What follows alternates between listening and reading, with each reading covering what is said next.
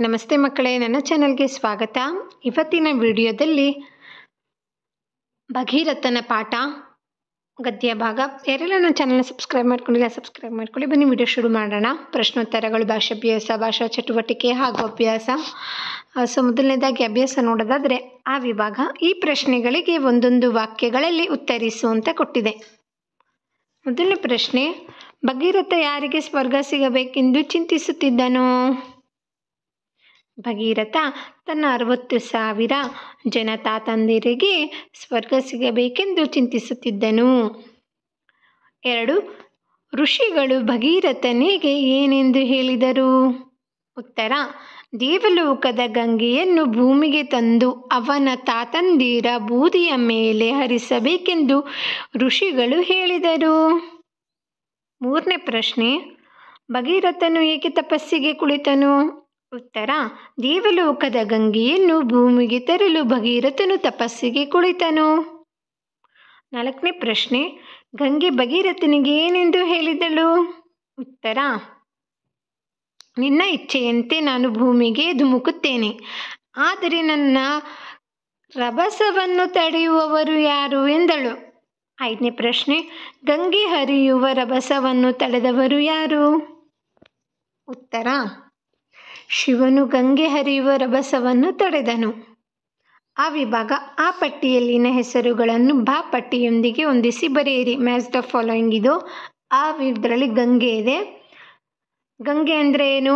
ನದಿ. ಅಲ್ಲಿ 1ನೇ ನಂಬರ್ ಬರೀರಿ. ಜಾನು ಅಂದರೆ ಏನು? ಮಹರ್ಷಿ. 2 ಬರೀರಿ. ಭಗೀರಥ ಅಂದರೆ ಒಬ್ಬ ರಾಜ. 3 ಬರೀರಿ. ಈ ವಿಭಾಗ.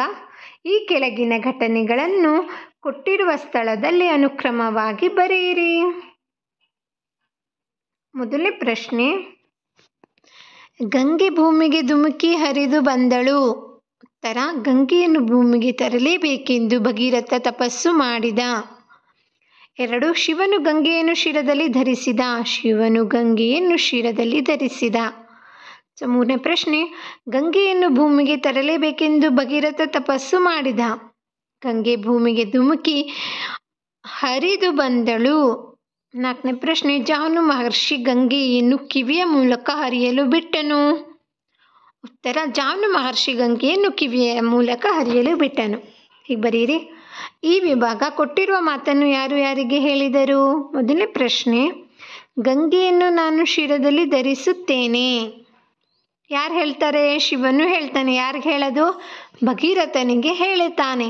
2ನೇ ಪ್ರಶ್ನೆ, ನಿನ್ನ ಇಚ್ಛೆಯಂತೆ ನಾನು ಭೂಮಿಗೆ ಧುಮುಕುತ್ತೇನೆ. ಯಾರು ಹೇಳ್ತಾರೆ? ಗಂಗೆ ಹೇಳ್ತಾರೆ. ಯಾರಿಗೆ ಹೇಳೋದು? ಭಗೀರಥನಿಗೆ ಗಂಗೆ ಹೇಳ್ತಾಳೆ. ಭಾಷಾ ಚಟುವಟಿಕೆ. ಆ ವಿಭಾಗ. ಈ ಪದಗಳಿಗೆ ನಾನಾ ಅರ್ಥಕಗಳನ್ನು ಬರೆ. ಮುನಿ ಅಂದರೆ ಮೊದಲನೇ ಪ್ರಶ್ನೆ, ಮುನಿ ಋಷಿ ಅಂದ್ರೂ ಅದೇ, ತಪಸ್ವಿ ಅಂದ್ರೂ ಅದೇ. ತರು ಅಂದರೆ ಮರನೂ ಹೌದು, ವೃಕ್ಷನೂ ಒಂದೇ ಅರ್ಥ ಕೊಡುತ್ತದೆ ತರುಗೆ. ಇದಾದ ಮೇಲೆ ಆ ವಿಭಾಗ. ಈ ನುಡಿಗಟ್ಟುಗಳನ್ನು ನಿನ್ನ ಸ್ವಂತ ವಾಕ್ಯಗಳಲ್ಲಿ ಬಳಸಿ ಬರೆ.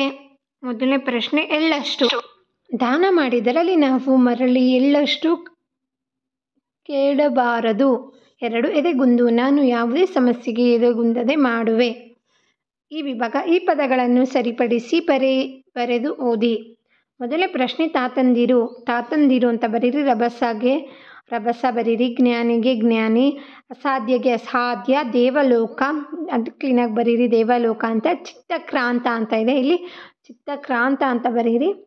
ಈ ವಿಭಾಗ. ಸೂಕ್ತವಾದ ಅರ್ಥ ಹುಡುಕಿ ಬರೆಯಿರಿ. ಲಭಿಸು ಅಂದರೆ ದೊರೆ, ಸಿಗುವಂಥ ಅರ್ಥ. 2ನೇ ಪ್ರಶ್ನೆ, ದೃಢ ಸಂಕಲ್ಪ, ಅಚಲವಾದ ಅಥವಾ ಸಂಕಲ್ಪ. ಪೋರ್ಗೆರೆ ಧಾರಾಕಾರ, ಒಂದೇ ಸಮನೆ ಇರ್ತ. 4ನೇ ಪ್ರಶ್ನೆ, ಸದ್ಗತಿ, ಮೋಕ್ಷ, ಒಳ್ಳೆಯ ಗತಿ. 5. ಮಹರ್ಷಿ ಅಂದರೆ ತಪಸ್ವಿ, ಋಷಿ 2 ಒಂದೇ. ಸಾಮರ್ಥ್ಯಧಾರಿತ ಚಟುವಟಿಕೆ. ಇಲ್ಲಿ ಈ ವಿಭಾಗ ಕೊಟ್ಟಿದ್ದಾರೆ. ಆ ವಿಭಾಗ ಕೊಟ್ಟಿದ್ದಾರೆ. ಈ ಕೆಳಗಿನ ಪಠ್ಯ ಭಾಗಕ್ಕೆ ಸೂಕ್ತ ಲೇಖನ ಚಿಹ್ನೆಗಳನ್ನು ಹಾಕಿ ಅರ್ಥಪೂರ್ಣವಾಗಿ ಓದು ಅಂತ ಕೊಟ್ಟಿದ್ದಾರೆ. ಇಲ್ಲಿ ಭಗೀರಥನ ಅನೇಕ ವರ್ಷಗಳ ಕಠಿಣ ತಪಸ್ಸಿಗೆ ಮೆಚ್ಚಿ ಪ್ರತ್ಯಕ್ಷಳಾದ ಗಂಗೆ, ಇಲ್ಲಿ ಇನ್ವರ್ಟೆಡ್ ಕಾಮ ಹಾಕಬೇಕು. ನಿನ್ನ ಇಚ್ಛೆಯಂತೆ ನಾನು ಭೂಮಿಗೆ ಧುಮುಕುತ್ತೇನೆ, ಆದರೆ ನನ್ನ ರಭಸವನ್ನು ತಡೆಯುವವರು ಯಾರು ಎಂದಳು. ಇಲ್ಲಿ ಇನ್ವರ್ಟೆಡ್ ಕಾಮ ಕ್ಲೋಸ್ ಮಾಡಬೇಕು. ಅರ್ಥ ಆಯ್ತಾ ಮಕ್ಕಳೇ? ಈ ಲೇಖನ ಚಿಹ್ನೆಗಳು ನೋಡಿ. ಅಲ್ಪ ವಿರಾಮ ಅಂದ್ರೇನು? ವಾಕ್ಯಾಂಶಗಳ ಮುಂದುವರಿಕೆಯಲ್ಲಿ ಬಳಸುವುದು. ಅರ್ಧ ವಿರಾಮ ನೋಡಿ, ಆ ಥರ ಅರ್ಧ ವಿರಾಮ ಅಂದರೆ ವಾಕ್ಯದ ಮುಂದುವರಿಕೆಯಲ್ಲಿ ಬಳಸುವುದು ಅಂತ. ವಿವರಣೆ ಚಿಹ್ನೆ ಅಂದರೆ ಈ ಥರ ಇರುತ್ತೆ. ಒಂದು ಅಭಿಪ್ರಾಯದ ವಿವರಣೆ ಮುಂದಿನಂತೆ ಇದೆ ಎಂದು ತೋರಿಸುವಾಗ ಬಳಸುವುದು. ಇದು ಪೂರ್ಣ ವಿರಾಮ ಅಂದರೆ ಫುಲ್ ಸ್ಟಾಪ್ ಇಲ್ಲಿದೆ ನೋಡಿ, ಪೂರ್ಣ ವಾಕ್ಯದ ಕೊನೆಯಲ್ಲಿ ಬಳಸುವುದು.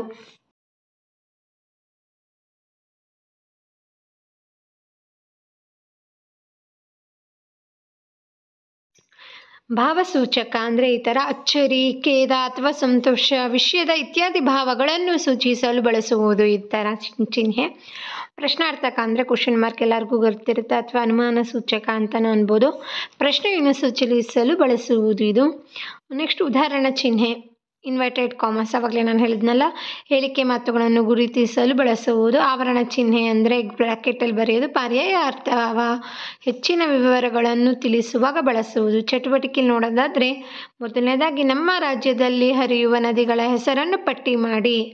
ಸೊ ನಮ್ಮ ರಾಜ್ಯದಲ್ಲಿ ಯಾವ್ಯಾವ ನದಿಗಳು ಹರಿಯುತ್ತೆ ಈಗಾಗಲೇ ನಾನು ವಿಡಿಯೋ ಮಾಡಿದ್ದೀನಿ, ಅದು ನೋಡಿಕೊಂಡು ಬರೀರಿ. ಇದು ಆದ ಮೇಲೆ ಎರಡನೇ ಪ್ರಶ್ನೆ, ಪೌರಾಣಿಕ ಚಿತ್ರಕಥೆಯನ್ನು ಕೇಳಿ ಬರೆ ಅಂತ ಇದೆ, ಅದನ್ನು ತಿಳ್ಕೊಳ್ಳಿ ಮಕ್ಕಳೇ. ಸೊ ಇಲ್ಲಿಗೆ ಭಗೀರಥ ಎಂಬ ಗದ್ಯ ಭಾಗದ ಪ್ರಶ್ನೋತ್ತರಗಳು, ಭಾಷಾಭ್ಯಾಸ, ಸಾಮರ್ಥ್ಯತೆಗಳ ಚಟುವಟಿಕೆ ಮುಗಿದಿದೆ. ಧನ್ಯವಾದಗಳು ಮಕ್ಕಳೇ.